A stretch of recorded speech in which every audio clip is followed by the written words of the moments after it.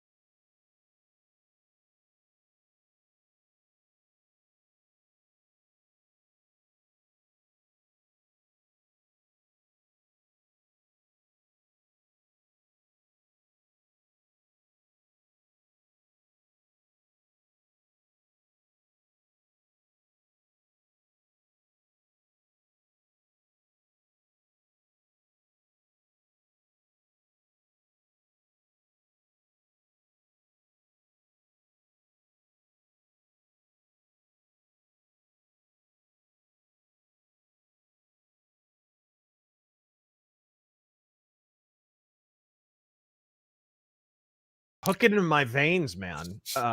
It's on Kickstarter. The link is in the description. You actually, the Razor Force, he did you a solid. If you want to jump on the Kickstarter now, it's what, like a 20% discount or something like that on whatever. So I think that's pretty boss. If you've been teetering on the fence of picking up this Nexus collection, which you should, definitely this is a great opportunity. But I like to kind of return to what we were talking about. He was like, he's kind of a reluctant vigilante. There's a recurrent vigilante element in your fiction, which I've always loved. Well, we all love vigilantes. America was built by vigilantes. It's probably the only country which was built by vigilantes. Other nations have them. Robin Hood and the Scarlet Pimpernel come to mind, but they don't have them in the volume or importance that we have, where real vigilantes help forward this nation. Wyatt Earp, Kit Carson. Yeah. Many men like them. And some of these guys were on the other side of the law too. You know, That's they were true. on the Stagecoach Stagecoach robber. Back and forth. Yeah, one of the reasons the OK Corral gunfight happens is because Ike Clanton was going to rat that, you know, he had sold out the Cowboys to basically help Wyatt Earp get the sheriff's position because he wanted to be able to collect taxes. When you're the sheriff, you get to collect taxes. And so kind of a gray morality there to the OK Corral. I've always loved that. But yeah, but the aspect about the vigilante that we love is that he steps up when there's nobody else around to do what's right. Yes, absolutely. I think it was David Milch, writer of great TV shows, Hill Street Blues and NYPD Blue, Deadwood. Great stuff. Said, you know, the best cops are halfway to being a criminal. That's right. Something like that. So, but it's the vigilante is massively important. I just did a video, you know, there's no governmental solution to a people problem, and talking about kind of the frontier period. and how we addressed a lot of these issues through vigilante cattlemen's association. When you hear about these range wars, the cattlemen's associations were basically vigilante posses that went up against people. You know, a shepherd would come into the area, violate kind of the land that they had divvied up, and they had cooperated to do it. There was very little violence involved, right? It was usually when an outside entity, namely the US government, usually at gunpoint, would come in, and suddenly, oh, now water rights are in contest. Oh, now land rights are in contest, because, you know, when you have to cooperate with other people who are well armed, it pays to actually cooperate. But when the government's there with a gun, it becomes kind of a zero-sum proposition. You know that they are going to back your play, and so violence naturally accretes there. It's interesting. What's your most like fascinating bit of vigilante kind of? I imagine you've studied this, like in the 19th century. One of the most interesting is it the gunfight at the OK Corral? Is it like the Mormon Angel of Death? What's that guy, Porter Rockwell? You know, what do you have any that well, are? I have a theory that the United States is the only nation that was created by vigilantes, because when the settlers rose up against the British government, that was an act of vigilantism. Absolutely. Yeah, absolutely. And a lot of that had to do with gun control too, right? Originally was them attempting to impose gun control and taxes and all kinds of fun stuff. So, and that's why the U.S. Constitution remains the most perfect political document of all time. People are always shitting on it because it gets in the way of what they want to do, which is not in the public interest, and it just points to its importance and its lasting legacy. By way of corollary, you were a formative influence on Punisher and a lot of other, you did Private American and now Tenure and all of that. What vigilante fiction did you consume early on that was the most important? Are we talking, shoot, we got The Shadow here, probably the OG. We got Zorro and Solomon Kane and on and on and on. Early pulp influences, of course, Wild Bill Hickok. What were the most important informative influences for all of that for you? You know, I it's like saying, who's your favorite rock band? I couldn't pick just one, but I'll name a bunch of them. Right. I remember seeing Death Wish, the original Death Wish. Oh, yes. With Charles Bronson. And that was... Hold on, before you complete that thought, I have a little something for you. Hey, Freddie. I'm going to take care of your dandruff problem for you.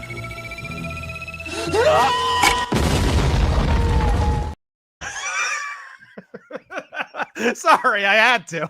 That's Death Wish, I don't know, part 19. Death Wish part pi. That's where Charles Bronson has a literal death wish. But anyway. Yeah, and that's where it all started to a certain degree. It didn't all start there, but I mean, when that movie appeared, the audience stood up and cheered. Oh, yes. Yeah, I'm not kidding. And in New York was real bad at that time. Real bad. Now. And it became worse. Like it was before Giuliani kind of cleaned it up. Yeah. People forget how bad New York got in like the 80s and stuff. You had the Guardian Angels and such who were running around because there you go. It had gotten so bad. So Death Wish, any others? Dirty Harry? Absolutely. Oh, yeah. And it goes right up today. They make vigilante movies all the time because we love them and they're American tradition. My favorite vigilante movie is The Equalizer, starring Denzel Washington. Nice. He's been in a lot of good ones, actually. He has. Yeah, he's a great the latter part of his career, he got into a lot of gangster movies and crime movies and stuff. And it's a lot of them with Ridley Scott. Some of Ridley Scott's better movies, actually. Tony Scott directed Man on Fire, which is his masterpiece. It also stars Denzel. Great stuff. And he's been getting kind of based recently. Have you been noticing this? He's been that way for a long time. Yeah, just a little bit. You know, I think it's Adam Carolla pointed out once, you know, Hollywood has this sort of unspoken code where if there's a celebrity and you're not sure of their politics, probably a conservative. That's right. Probably, right? Because the unspoken rule is if you want to work in Hollywood, you got to toe the line. Absolutely. So we already talked about the importance of the vigilante to the development of the American mythos. Right. What about comics? What do you think American comics and society at large have lost since this sort of slow degradation of the genre at Well, major comic and movie studios? I mean, we still have John Wick and whatnot, but we're not making Death Wishes every other day. one need only look at what Marvel did to the Punisher, which is why I created Private American. I mean, they said, "Oh, this guy's embarrassing. He's just a troglodyte. He's a Neanderthal. He hates women. He hates minorities. We're just going to humiliate him and drag him through the mud." And that's what they did. And nobody wants it. Nobody buys it. They're still doing it. Nobody wants it. And that's one of the reasons Marvel and DC are circling the drain, because they forgot rule number one, which is it's your job to entertain. Absolutely. 100%. Mage Leader coming in with $5. Thank you, bro. I have come here to remind everyone that Green Hornet exists. Yes, that Green is all. Hornet is a very important vigilante. Very, very much. And the Phantom, my goodness. I mean, that's another example of why can't they get the movie right? Same with the Punisher. The Punisher's the easiest character in the world to get right, but they just cannot do it. John Bernthal's show comes closest, but it's rococo. It's overly busy. It's not straightforward. You don't know what the hell's going on half the time. Excuse me, good sir. I will not have you besmirch the good name of Punisher Warzone. Put your hands behind your back.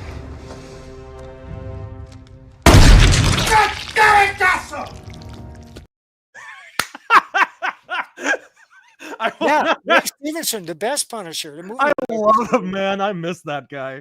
He did such a great job in that movie. Yeah. That movie kind of came out of nowhere. I really didn't expect much out of it at all, and I didn't either. We didn't get much either. It was kind of like an 80s action movie dropped in 2008 or whatever. Yeah, out of nowhere. There's a right way to do it and a wrong way. The right way is the Equalizer movies, number 1 and number 3. Number 2 is okay, but number 1 and number 3 are exceptional, and they don't beg credulity. The endings are rational. They're violent, but you buy them. It's possible. Unlike the endings to Nobody or The Beekeeper or A Working Man. God bless Jason Statham. He doesn't write the movies, but at the end of every movie, he's mowing down thousands of nameless, faceless assassins who are paragliding in, riding motorcycles onto the property, or digging up through the sewers. Where do they come from? What purpose do they serve? Except to show the hero blasting hundreds of... Oh, yes. I think the apotheosis of this has to be the Jeff Loeb masterpiece Commando, starring Arnold Schwarzenegger, where he's on random coke dealer island, just mowing down millions of faceless Latinos. I haven't seen that in years. It's so great. You got to watch it again. It's so he's not even aiming. He's just if I must. That movie is absolutely. I did a Rageaholic cinema of that, by the way, a video on it. I did one on Punisher Warzone, and of course, I did an entire Death Wish month. So these are all germane to the topic of my channel. The Badger says, "Mike Barron, you knew I'd be here, Larry." I'm sure that's an inside joke of some kind. Godspeed. There were a couple more here. Oh, hello. Zaid Comics Ranger just caught the newest Shadowcast today. Great listen. Keep them coming. And hail Mike Barron. Congrats on the success of the Omnibus. Excited to see you at Heroes Con. Back this book, Razor Force. You should, because it's a good comic. It's unlike anything you've ever read. It'll grab you by the throat. That's my goal with everything I write. For the last 20 years, I haven't let anything out of this house that hasn't been a home run. And I know how to do that. There's not a wasted word or a wasted picture in anything I do. And I think that's mostly true of Nexus, too. We mined a groove there that had never been mined before in Nexus, which is a branch of science fiction superheroics, which was real science fiction and real superheroics. I couldn't have done it without the dude, of course, whose art is unique. I mean, you can tell at a glance that Steve Rude drew that. And he drew from many inspirations. You mentioned Alex Toth, certainly, Jack Kirby, the guy that did... I'm blanking out, but anyhow, he forged his own style. When you look at it, he's got a unique style. There's a little bit of a throwback there. Yeah, the whole thing's kind of a throwback. You're talking about how there's no wasted motion. I always love that in a comic script. Just get right to the point. Get right to the point. No ancillary motion of any kind. I would liken it to, it is a pulp fiction writer's style of writing. There's just no wasted motion.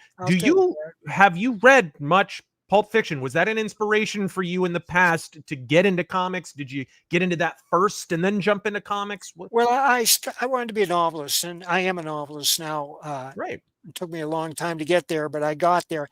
And the reason I'm writing today is because of John D. MacDonald, and specifically his character, Travis McGee, who's the archetype of the tarnished knight. Right. It was created by Raymond Chandler, created Philip Marlowe. That's another one. Dashiell Hammett created the Continental Op and Sam Spade. That's another one. Yes. The Executioner, the Destroyer. I mean, there are guys that wrote. Don't forget the Kill Master, Nick Carter. Oh yeah, Nick Carter. That's true. There are dozens of those characters, and there are dozens of series of paperbacks that got into the dozens. I mean, like over 24 entries in the field. They're still turning out new Destroyer novels. Absolutely. Gosh, I went to the bookstore just yesterday. Saw a fresh rack full of Destroyer stuff. Crazy. Absolutely crazy. It's that genre right there. I mean, shoot, I'll throw it to you because these kind of two genres popped up at the same time. I mean, real life events often inspired pulp fiction, whatever, true crime, as you would call it. Absolutely. Were there any like true crime events or particular stories or whatever that inspired you for either Punisher or Nexus or Tenet? Like, I imagine if you're writing kind of revenge fiction and you're reading a headline that really pisses you off, you know what I mean? You've got to be thinking. Do you know the story of Peanut the Squirrel? Yes. That's the inspiration for Tenure #3, which we just turned in. Yes. Are you kidding me? Seriously? Yeah. This is your scoop, folks. Peanut the Squirrel in vigilante fiction. But I mean, that whole series was inspired by real events, and we got a letter from a guy about Tenure #1, which is about a university professor in Portland.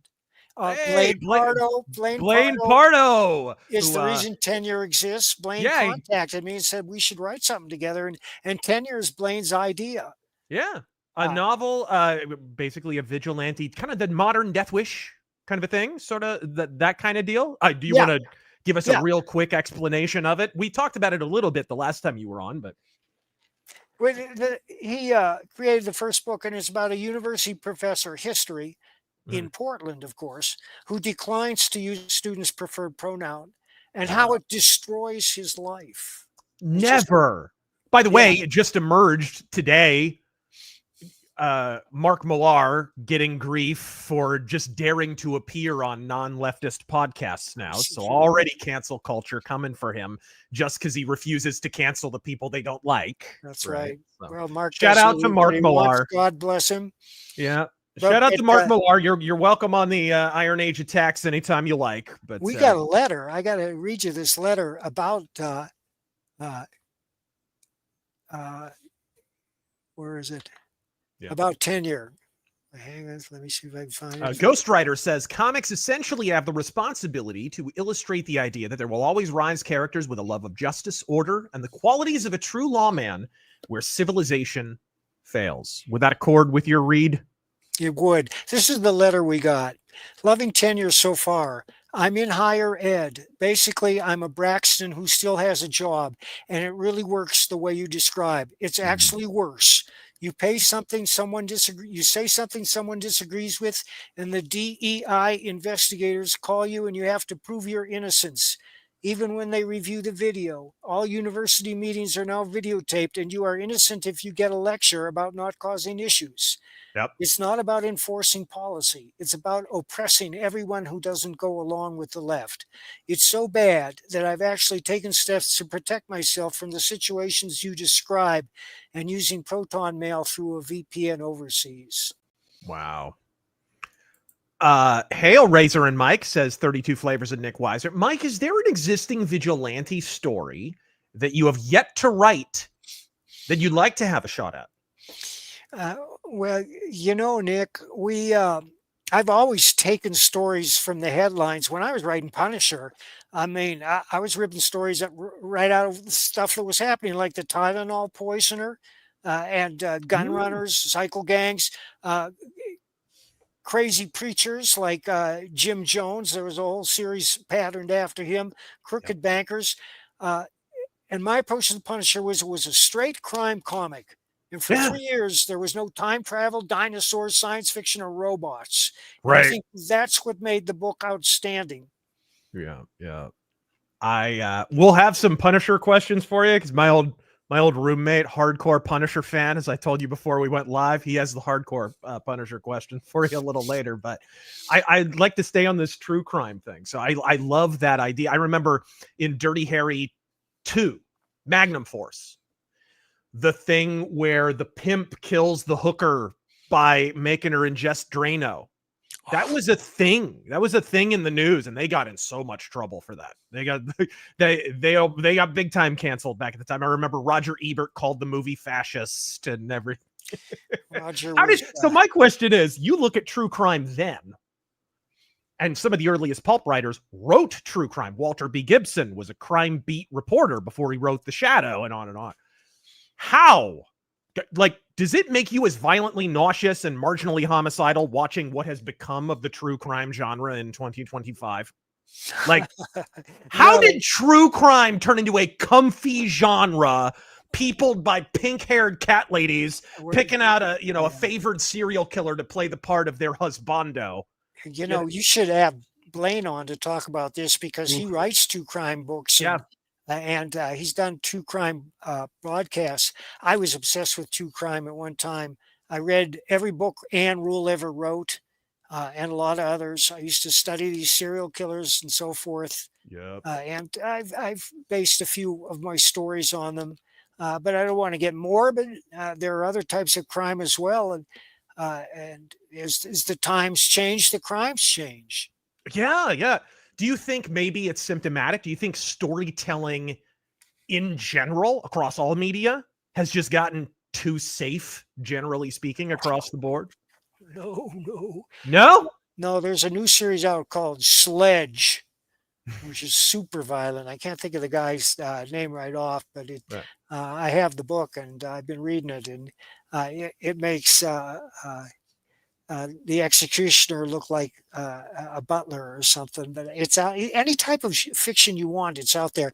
When it comes to a mystery, we like noir. We like stuff that's down and dirty with a bleak view of human nature.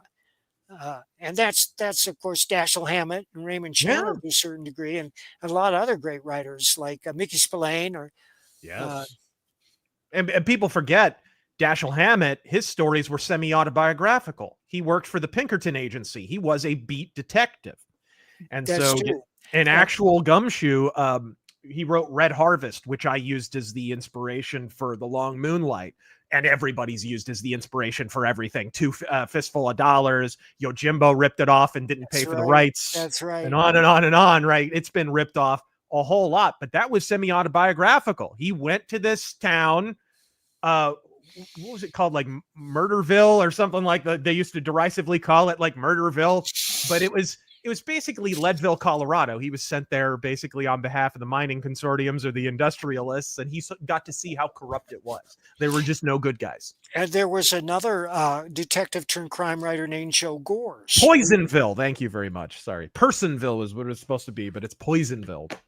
Joe Gores was obsessed with Dashiell Hammett and wrote in his style. In fact, his last book was called Spade and Archer, and it's a near perfect recreation of the Dashiell Hammett style. He also wrote a book called Hammett. I've seen that, and it was made into a very good movie. Yep. It's a shame he pulled his artistic back out after he became a commie. It was a shame. He just never quite got there again. You mean Joe Gores? Oh, you're talking about Hammett. Yeah, it is a shame. He got he got consumption, which was curable at the time. Like, he needn't have died of it, but he didn't take care of himself because he was in a bad relationship and a commie, and it was the whole thing. His last several stories, I mean, some of them are okay, but the guy mentions Marvin Heemeyer. Yep. there's a documentary about it called Tread that took place not far from where I live. And Marvin Heemeyer was a man who just wanted to run his little business off in the corner, but the city fathers needed his land to make money, so they all teamed up against him. They passed law after law. They cut off his electricity. They cut off his sewage.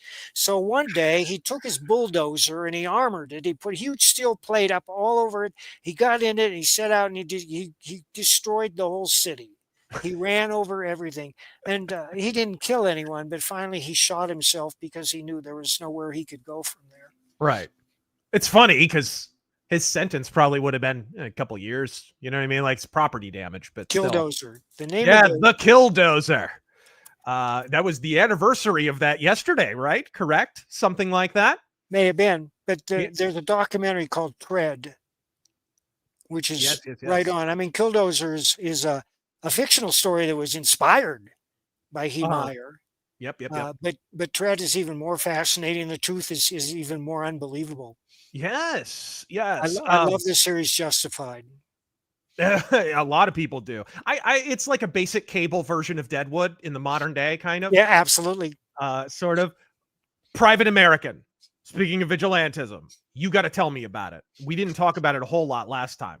Well, I created Private American to show what the Punisher should be doing. And what I put him on the southern border, intercepting human traffickers, drug smugglers, terrorists, and Chinese military. They were pouring across the border unchecked. And when the Daily Coast got wind of that, they went berserk. Yes, they did. And if you don't mind, I'm going to show you what their headline looked like. Oh, please do. Because every time I post this, people get a big kick out of it. They say, "Are you shitting me?" And I say, "No." You can share your screen, I think, on here. Yeah, I can do it. I can. I'm almost that good. All right, here we hang on. See, you're well in advance of me most days. Oh, hardly. All right, there we go.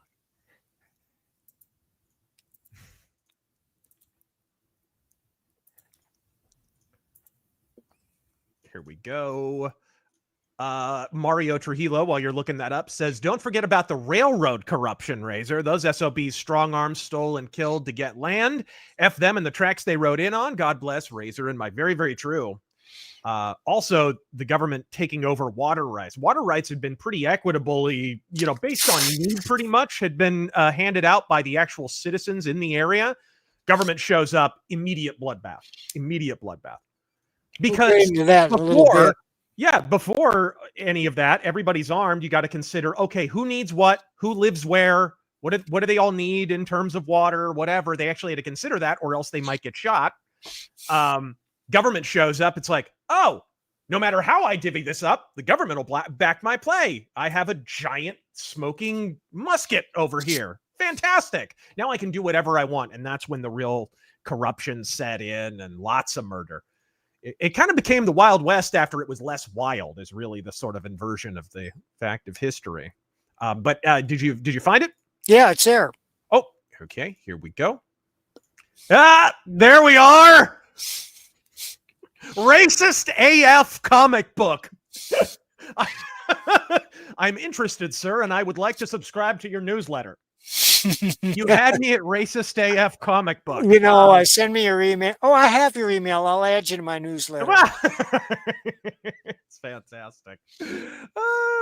And what was their idea of a Racist AF comic book? It was just Punisher without the censorship. A vigilante who was stopping illegal aliens running across the country, raping underage children, bringing fentanyl and bombs. And anybody who would oppose that is racist, obviously. And that's the left in a nutshell. Quite clearly. Now, this person who wrote this article has never read anything I've written. In fact, she wrote this article before anyone had read Private American. Of course. So Chris contacted the Daily Coast, said, would you like to read it? They said, oh, no. And he said, well, here, I'll send you a PDF of it. And that was 3 years ago. As of today, they still have not looked at it. I think they have more than enough PDFs over at the Daily Coast, so that's no big deal. Anyways, thank you, Keegan. Hey, Razor, I'll say this. Thanks for introducing me to Heat a few years ago when it came out. Godspeed. They just came out with a new album, incidentally. All right. Let's see here. So Nexus came out in the earliest days of the black and white indie comic books of the 80s. Yes. And your earliest stuff was black and white. Do you have a favored format? Do be that color or monochrome? And I guess prefer color. Yeah, by way of correlate, do you reckon there are benefits of color versus black and white? Like, to me, it's not just cut and dry. It's maybe easier to portray texture in black and white. Well, that's true. I think that black and white is suited to a certain type of story, such as noir. Yeah. Which is a gritty detective story set in the 40s or 50s. But it does require a lot of texture. It requires solid blacks. I don't think you can do it with these delicate outlines, which look magnificent when they're colored, but when they're just in black and white, they don't have the impact. Yeah. You've got to have that contrast between black and white to get the impact. Yeah, I agree. We had a famously for Ghost of the Badlands, we had a black and white and a color version, and I think I prefer the black and white, even though it's tough because it's a Western. So there are certain panels that work better in color because you have the big, landscapes and stuff. I feel like Westerns, fantasy, there are certain genres that work better in color, but then for the grittier refrains, it's nice to have that black and white. I feel it adds to the mysterioso atmosphere and what have you. I like that. And also, I was a huge Underground fan. And when you look at some of these great Underground cartoons like Gilbert Shelton or Robert Crumb, they don't need color. No. Or even, more mass market stuff like Ninja Turtles with Kevin Eastman and Peter Laird. That was all black and white and looks fantastic to this day. Still does. It's all style. Speaking of indie comics, and it feels like all the creative energy is in the indie space now. It is estimated in last year, the manga industry made in or around $1.5 billion. And the French Franco-Belgian bande dessinée industry wasn't far behind. It was over $1 billion annually, which with half the population of Japan is pretty crazy. Meanwhile, in America, we stopped reporting profit figures because they've been backsliding for so long. What do you reckon is the militating factor in Japan and France having a healthy, thriving industry while American funny books continue to collapse like Artie Lang's nose? Rule number one, entertain your audience. The people that write those books understand how to entertain. Well, how do you entertain? There's a million things that go into it, but I'll just mention three. Number one, a fascinating character. People can't get enough of Sherlock Holmes, for example, the most popular fictional character in history. Number two, a fascinating situation like Jurassic Park. People find human beings interacting with real dinosaurs irresistible. What could happen, right? And number three, a seductive narrative voice. Now, this is harder to achieve in a comic book or a visual media and in movies in general than it is in pure prose, but you can do it. In movies, you look at David Mamet. You can pick a David Mamet movie out by the dialogue. And in comics, I think of Alan Moore or Frank Miller at their height. When Alan Moore was doing Watchmen and Frank Miller was doing Daredevil, you read those books. You didn't have to be told who wrote them. No, absolutely. And even when Frank Miller wasn't drawing it, and of course, Alan Moore never drew it. It was somebody else with talent.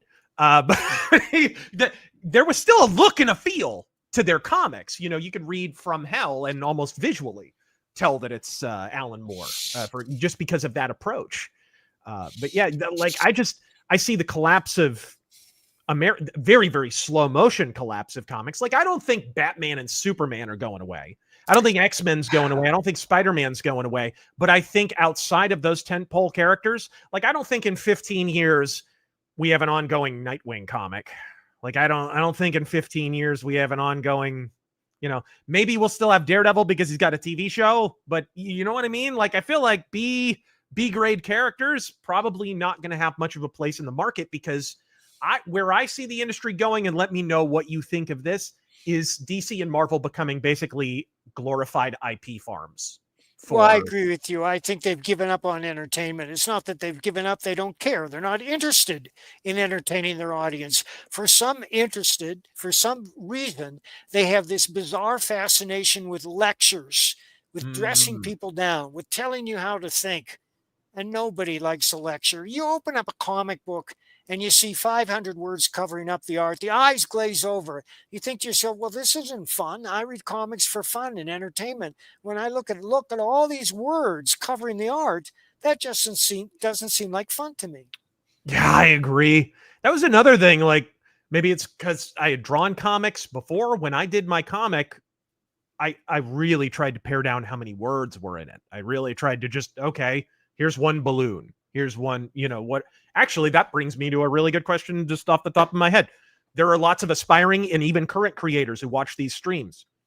If you had advice so far as constructive criticism based on what you've seen of indie writers and comic artists in the space, what would that be? What would be like one of the biggest mistakes, stumbling blocks that you see people make right off the bat that it takes them a while to get down, Oh, honey, don't let me commence. But before I continue, I have to say, if you're interested in any of these books, such as Private American or Sherlock Holmes Leviathan or Florida Man, they are available at my store, baroncomics.com. Yes. Now, as far as comic books go, my advice for anybody who wants to do a comic, whether they're accomplished pro or not, or just starting out, is when I started out, I drew each page out by hand, panel by panel. And this taught me so much, whether you can draw or not. And I can barely draw. You can use stick figures or whatever you want. But when you do that, it gives you such a complete understanding of the medium that you're not going to make the mistakes that people who only write, never attempt to draw, make. And one of them, and the most important, is it teaches you how much weight can a page bear. That means how many pictures, how many words before it becomes too crowded and the eyes glaze over. The second one is I proceeded panel by panel. I had the dramatic structure imprinted on my brain. A story is a dynamic narrative with a beginning, a middle, and an end. And that means by dynamic that the situation is constantly in flux. The hero is up, the hero is down. And we know this from watching TV during the great days of the networks when they would write for commercial breaks.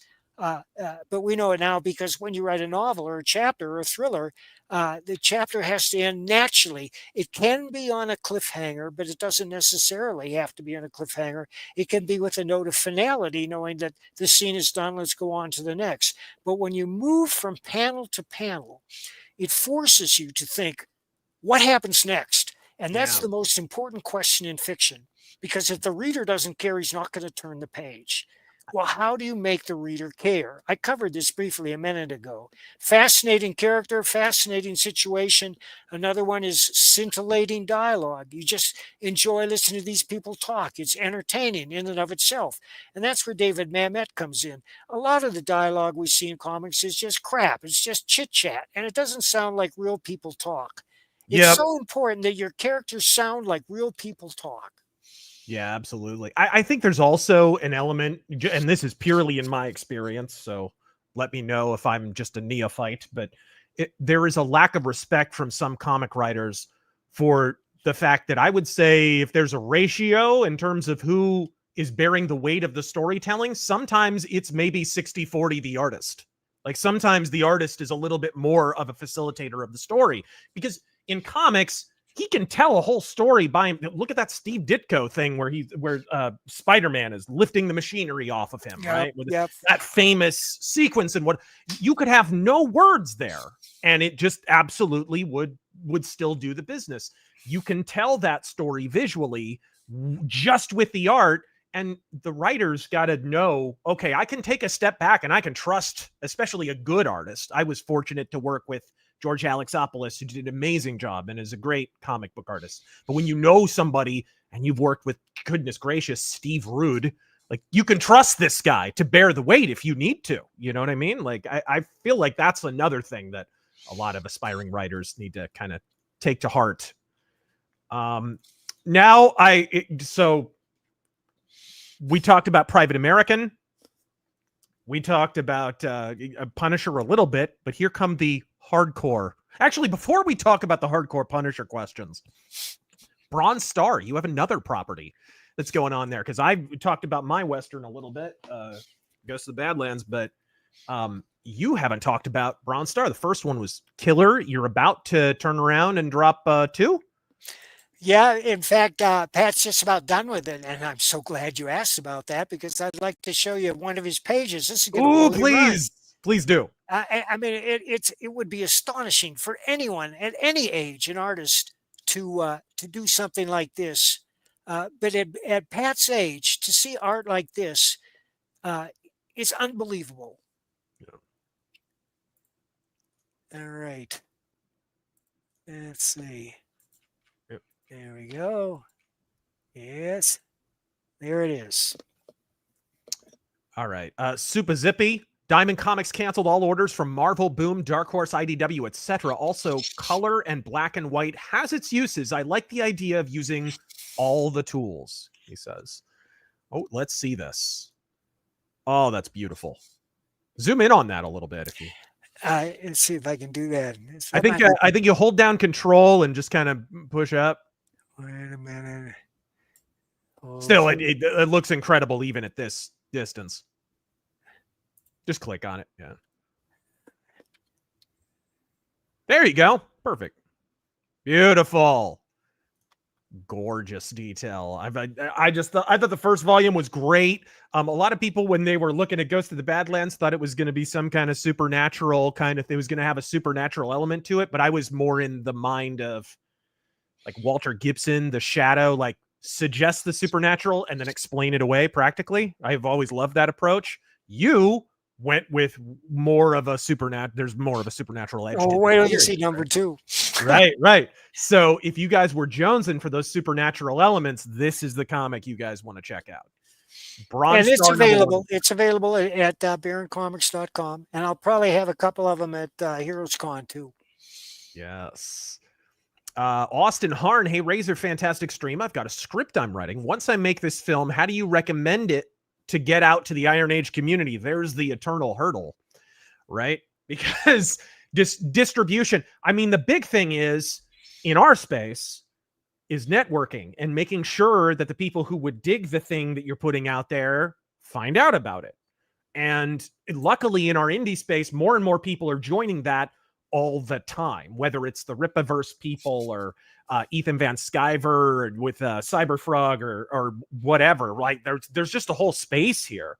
And so if you know people are into one thing and you know there's already a sounding board for it, then make those connections. Talk to those people. People are nice in this space. They're really cool. Reach out to them and make sure they find out about it. Because they'll always be willing to shout out. I'll always be willing to shout out something that's cool, for crying out loud. Ghostwriter. Comics essentially have the responsibility to illustrate that they're... Oh, wait, I already read that. Hold on. Sorry, I thought I took that away. Do not forget Gary Plauché with True Crime Justice.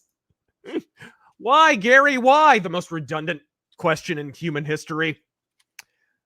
Jurassic Templar, we missed a prime opportunity for a Death Wish Dirty Harry. Oh, yeah. You know, that's a good idea. With respect to that, and with the news of Alcatraz reopening.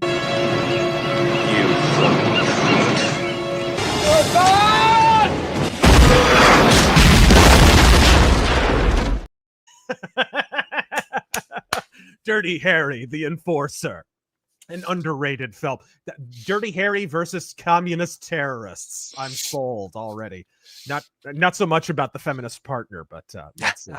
I remember. Oh, Ghost Rider. Is it harder packing and shipping Bondis in a format in the US than standard size US comics? I didn't find so, but I didn't handle the shipping out. My understanding was most of the issue that George had with getting comics out and what ran the cost up was the poster. It was getting the poster out to everyone because you had to have the big poster boxes. Oh, you couldn't bend the poster.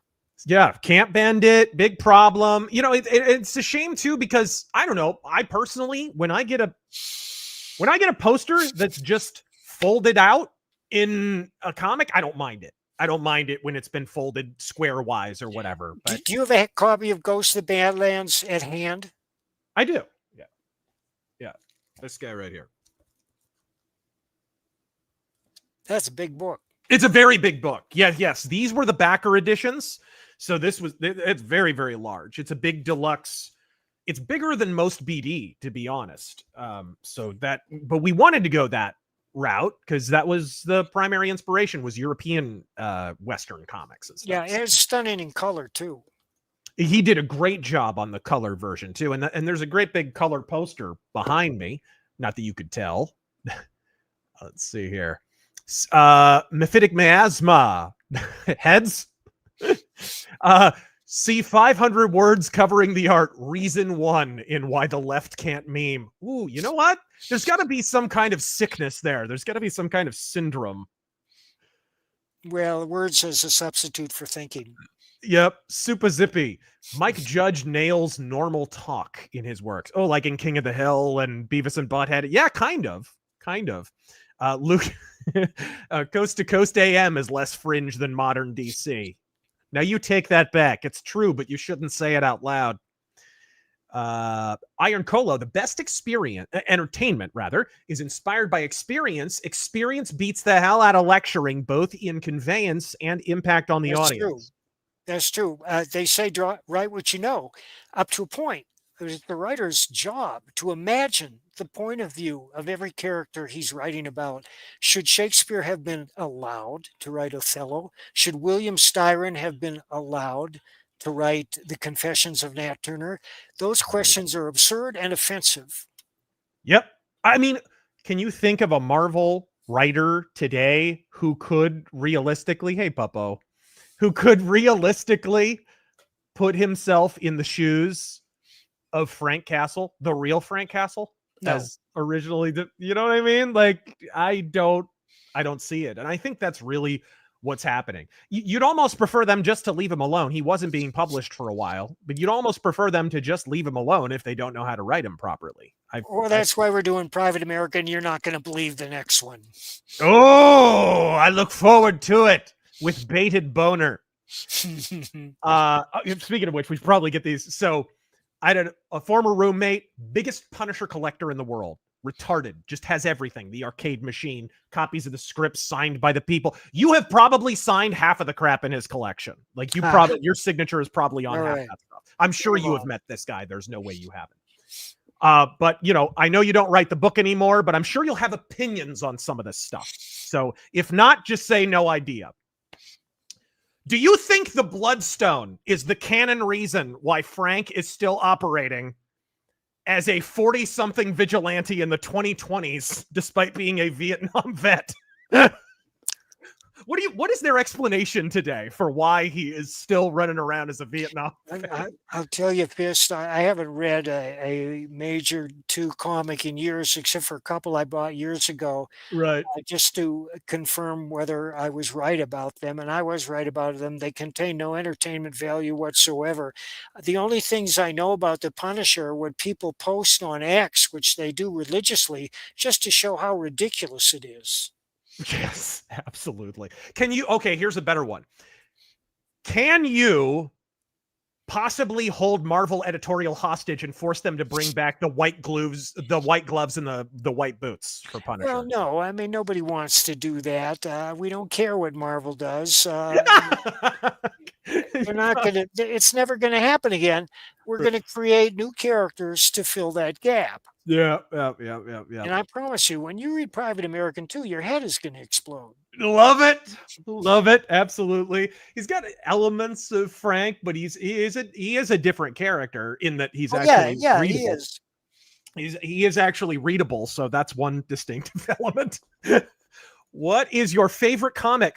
Hardcore Bunny says. Mine is Uncle Scrooge. Oh, that's mine too. Are you kidding? No, I'm not. In fact, when I was a child, I tracked the great man down. And I said, Mr. Parks, would you send me a drawing of Uncle Scrooge? And he did. He did? Yeah. Oh, man. That means the world when you get it. I remember worked the signing with Steve Dillon. May he rest in peace. And Steve Dillon famously did the Marvel Knights Punisher and blah, blah, blah. And that guy, that mad Irishman, I think he was, would draw anything for anyone. And because he was just a pro, he would just do it. Do you have it? Yes, he drew me a Daredevil. That's wonderful. And I was stoked. And then he passed away, and it means the world to me. Now, he was the nicest guy. You would just buy him some Guinness and he'd go to work. He didn't care. There are He a was lot of English whereas like that. whereas there was a prominent artist at Marvel who also did Daredevil, who will remain nameless, who a little kid walks up to him, "Hi, could you draw Spider-Man?" And this dude, who may or may not be Euro trash, was like, "I draw Daredevil, kid. Sorry, I can't do that for you." Like, what? At least he didn't spit. I know. What a scumbag. Let's hear. Nathaniel Walker. Top comics have heroes talking feelings over lattes. So Fist, are you working on a new book? I am. Actually, the script is all done. I'm just we got a new artist and everything, and it's pretty cool looking. So Is it a Ghost of the Badlands story? Yeah. It's a Ghost of the Badlands story. It's a continuation of the first volume, and it's bigger and better and crazier than the first one. Can't wait. Yeah, so I'm stoked about that one. Usagi Akimbo says, to me, Punisher plays a pivotal role in vigilante justice because the question is, are superheroes cops or soldiers? Punisher is a soldier. Spider-Man is a cop. Both are important perspectives. The comic book Masks from a few years ago that Dynamite did. I don't know if you heard about this. It was a massive team up between all the pulp heroes. So it was Zorro and the Spider and the Shadow and Green Hornet. And I think Doc Savage showed up at one point. And right, it was all of them. And the best stuff in there was not the action scenes. It was not the big superhero team ups. It was Green Hornet and the Shadow. Well, it was Lamont Cranston and the Green Hornet's alter ego, who I'm blanking on his name, who are sitting down to dinner talking about the difference between law and justice. That was the best thing in the entire comic. Alex Ross painted that, by the way. Alex Ross or Alex Toth? Ross is a great artist. Alex Toth was dead by then. All right. But Alex Toth did some really, he was originally, did you know he was supposed to do a Shadow cartoon in the 70s? No. Yeah, DC heard about it, got real pissed at him, and put the kibosh on it. But there's artwork out there, and he was doing little like experiments and stuff. There's a big poster of it. It looked like it was going to be pretty cool. Let's see here. Luke, John C. Lilly couldn't communicate with Modern Marvel. All right. Isaiah says, I was wondering why Baron Comics sounded familiar. I got Thin Blue Line back when it was crowdfunding. Looks like I need to order more comics. It does look like you need to order more comics. Thank you, Isaiah. But if you're looking to get into Nexus, now would be the ideal time, because thing, and I'm going to play this. Actually, you know what? Before I do this, last time you were on, you were talking about the most recent volume of Nexus, which was awesome. I'm going to play the trailer for that because that is still out there and whatnot. I'm going to play the trailer for that, and then I'm going to show this Nexus omnibus. An ancient evil, billions of years old, wages war on the universe. Entire star systems are vanishing without a trace, leaving devastation in their wake. Nexus, the intergalactic guardian of lost souls, must stop the unnameable terror and its expanding scourge of destruction. The totality of everything in existence will collapse upon itself if he fails. With the fate of the cosmos in the balance, Nexus must confront his most dangerous adversary yet. Can he save creation from total and certain destruction, or will darkness reign supreme? Find out in Nexus Scourge, the all-new epic sci-fi adventure from Eisner-winning co-creator Mike Baron, exploding with Kelsey Shannon's dynamic artwork. Available now at baroncomics.com. So that was oh, whoops. Sorry, guys. I lost my freaking camera real quick.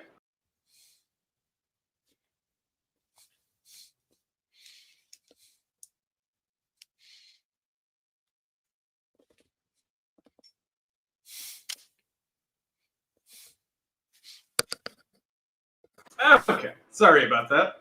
my camera went on the fritz out of nowhere. So that was the last volume, and now you're going to be collecting Volume 1 of the Nexus Omnibus, and it is absolutely crushing goal over on Kickstarter. The link is in the description, folks, and it's 20% off.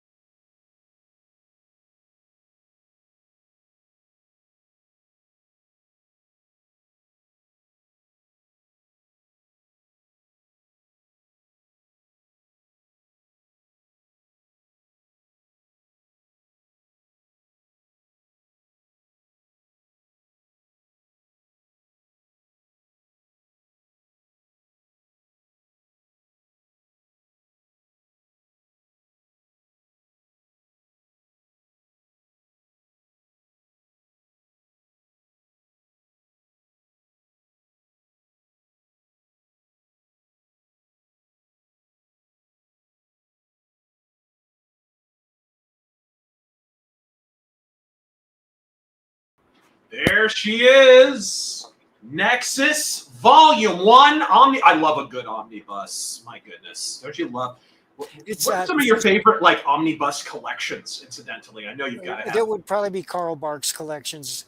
I have Yeah. large, oversized Uncle Scrooge and Donald Duck collections. The first Nexus omnibus is going to be 864 pages.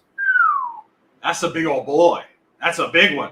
Goodness, I got behind me over there the big Solomon Kane omnibus that Marvel put out a while back, which is awesome. The big slipcase, beautiful Rocketeer, Dave Stevens, the complete collection is absolutely gorgeous. I mean, I just love that kind of stuff. It's fantastic. So definitely jump on it, guys. It's setting the world on fire over on Kickstarter. Folks, we solved the problem of vigilante justice. We solved all of the world's issues, all in just over an hour. I can't believe we did it, Mike Barron. Thank you, sir. Thank you, sir, for having me on. Yes, I would venture to say it was even easy. Of course. I didn't think it would be this easy, Kersey.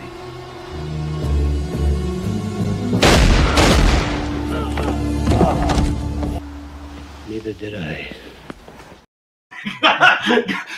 For Mike Barron, I am Razorfist until the Iron Age attacks once more. Godspeed!